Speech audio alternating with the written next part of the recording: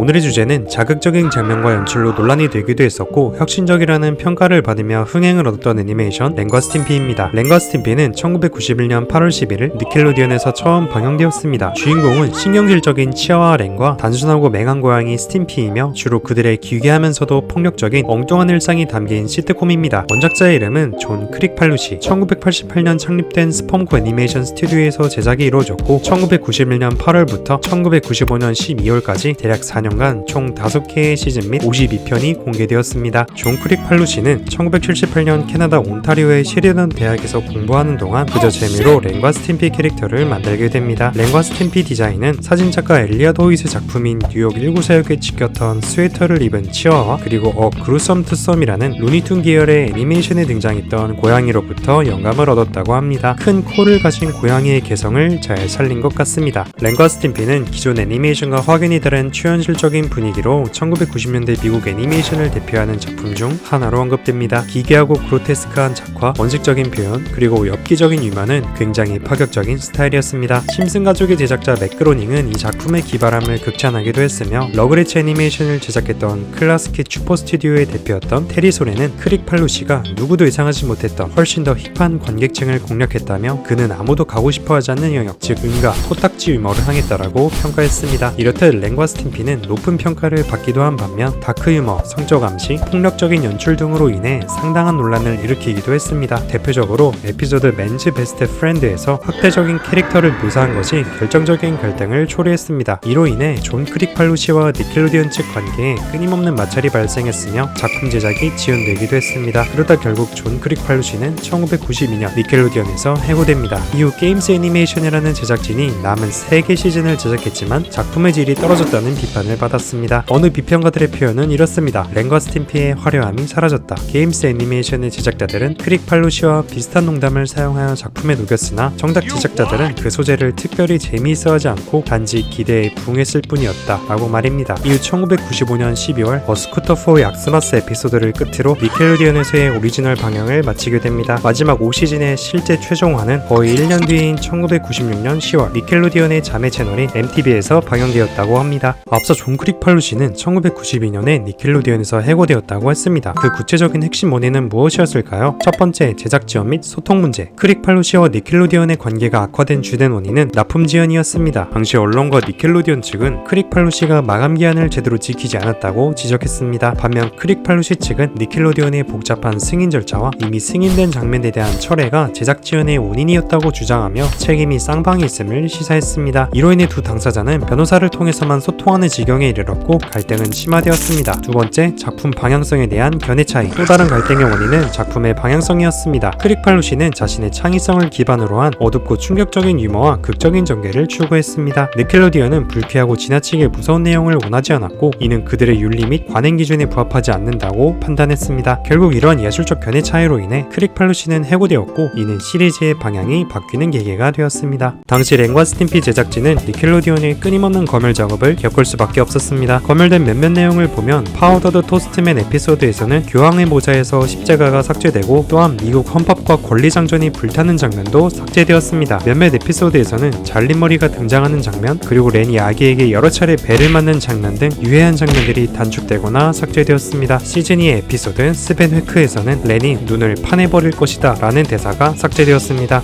I'm gonna gouge your eyes out.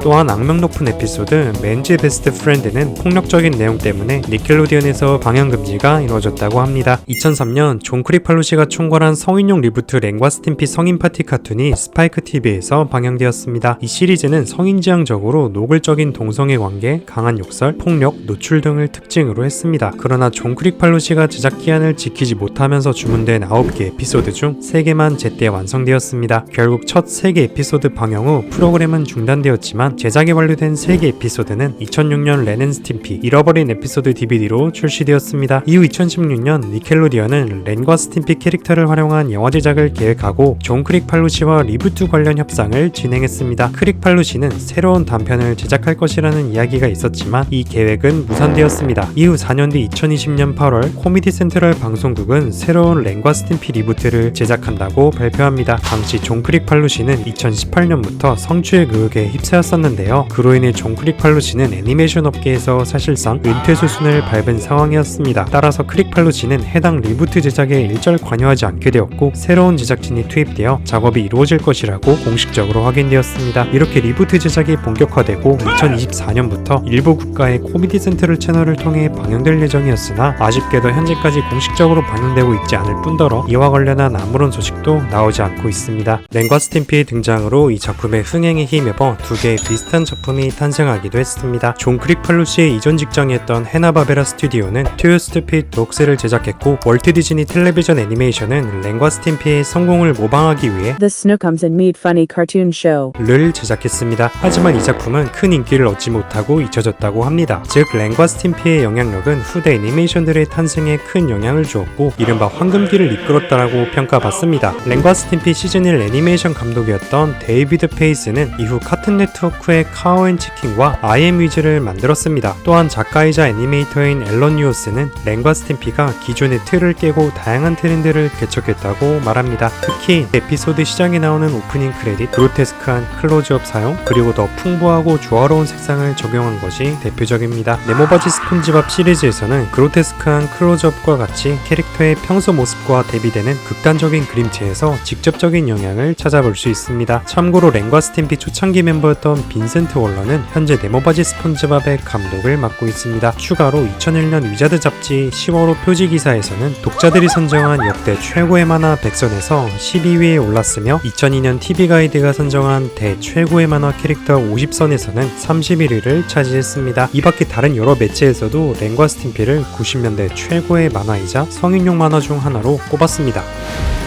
오늘 이렇게 렌과 스팀피의 탄생 배경부터 논란 및 작품의 영향력까지 알아보았습니다. 시청자가 보기에 정말 예측 불가능하고 무언가 자극점을 건드리는 신박한 연출 덕분에 작품이 더욱 매력적이지 않았나 싶습니다. 제가 준비한 영상은 여기까지며 시청해주셔서 감사하고 저는 새로운 영상으로 돌아오도록 할게요.